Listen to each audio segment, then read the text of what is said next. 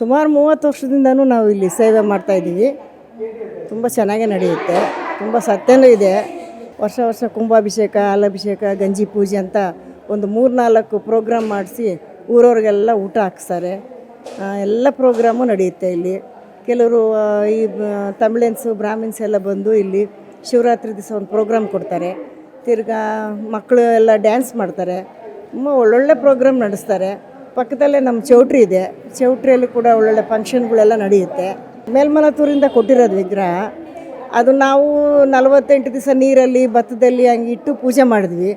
ಆಮೇಲೆ ಊರೆಲ್ಲ ಕರ್ಕೊಂಡೋಗಿ ಮೆರವಣಿಗೆ ಮಾಡ್ಕೊಂಡು ಕರ್ಕೊಂಬಂದ್ವಿ. ಆಮೇಲೆ ತುಂಬ 7-8 ವರ್ಷ ಆದಮೇಲೆ ಅವ್ರು ನಮಗೆ ಡೇಟ್ ಕೊಟ್ಟರು, ಕುಂಭಾಭಿಷೇಕ ಡೇಟು. ಆಮೇಲೆ ನಾವು 3 ದಿವಸ ಇಲ್ಲಿ ಪೂಜೆ ಮಾಡಿ ಕುಂಭಾಭಿಷೇಕ ಮಾಡಿ ಇಡೀ ಊರ ಜನಕ್ಕೆ ಊಟ ಹಾಕ್ಸಿದ್ವಿ. ಎಲ್ಲ ತುಂಬ ಚೆನ್ನಾಗಿ ನಡೆಯಿತು. ಅವತ್ತಿಂದನೂ ಏನು ತೊಂದರೆ ಇಲ್ಲ. ದೇವಸ್ಥಾನದ ಬಗ್ಗೆ ಹೇಳ್ಬೇಕಂದ್ರೆ ಆ ಥರ ಬಂದರೂ ಅವ್ರಿಗೇನೋ ಒಂಥರ ಎಮೋಷನ್ ಆಗಿರುತ್ತೆ, ಆ ಥರ ಮಾಡ್ತಾರೆ. ಅಮ್ಮ ಮೈಯಲ್ಲಿ ಬರೋದು ಆ ಥರ ಯಾವುದೂ ಇಲ್ಲ ಇಲ್ಲಿ. ಅಂಥವ್ರಿಗೆ ಎಮೋಷನ್ ಬಂದಾಗೆ ಸ್ವಲ್ಪ ತೀರ್ಥ ಹಾಕ್ಬಿಡ್ತೀವಿ ಅಷ್ಟೇ, ನಾವು ಇನ್ನೇನು ಮಾಡಲ್ಲ. ವರ್ಷ ವಾರ್ಷಿಕೋತ್ಸವ ಮಾಡ್ತಾರೆ, ಮಾಲೆ ಹಾಕ್ತಾರೆ. ವಾರನೂ ಡೈಲಿ ಪೂಜೆಗಳು ನಡೆಯುತ್ತೆ, ಚೆನ್ನಾಗಿ ನಡೆಯುತ್ತೆ. 30 ವರ್ಷದಿಂದ ಒಂದೇ ಸಮ ಚೆನ್ನಾಗಿ ಮಾಡ್ತಾಯಿದ್ದಾರೆ. ಎಲ್ಲರಿಗೂ ಒಳ್ಳೆಯದಾಗಿದೆ. ಅಮ್ಮ ಒಳ್ಳೇದು ಮಾಡಿದ್ದಾಳೆ, ಚೆನ್ನಾಗಿದೆ.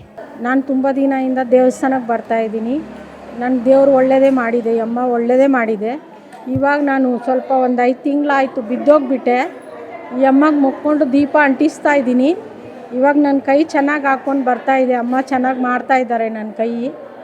ಅಮ್ಮಕ್ಕೆ ನಂಬಿರೋರು ಚೆನ್ನಾಗಿರ್ತಾರೆ. ನನ್ನ ಹೆಸರು ವಿಜಯ್ ಅಂತ. ನಾನು ಇಲ್ಲೇ ಕಗ್ದಾಸ್ಪುರದಲ್ಲಿರೋದು. ಇಲ್ಲಿ ದೇವಸ್ಥಾನಕ್ಕೆ ಬರ್ತಾ ಇರ್ತೀನಿ, ಆಲ್ಮೋಸ್ಟ್ ದಿನ ಬರ್ತೀನಿ. ನನಗೆ ಏನೋ ಒಂದು ನೆಮ್ಮದಿ ಸಿಗುತ್ತೆ ಇಲ್ಲಿ ಬಂದರೆ. ಒಂದು ನೆಮ್ಮದಿಗೋಸ್ಕರ ಬರ್ತೀನಿ.